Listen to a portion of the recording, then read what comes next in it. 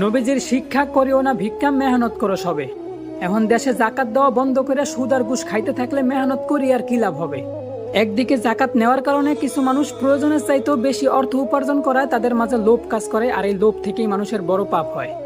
অন্যদিকে জাকাত না দেওয়ার কারণে কখনোই গরিব দুঃখীদের হক তাদের কাছে পৌঁছায় না, ফলে সমাজে দেখা দেয় অভাব, আর এই অভাব থেকেই মানুষের স্বভাব নষ্ট হয়।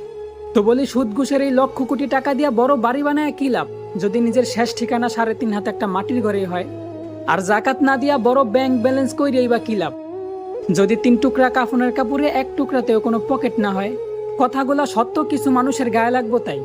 সেই জন্য কমেন্ট বক্সে এসে আমারে গালি দিয়া কোনো লাভ নাই। এই সুদ ঘুষ খাওয়াটা কি সঠিক না ভুল, এটা দেশের আইনের কাছে না জিগাইয়া নিজের বিবেক নামক আদালতের কাছে জিজ্ঞাসা করেন।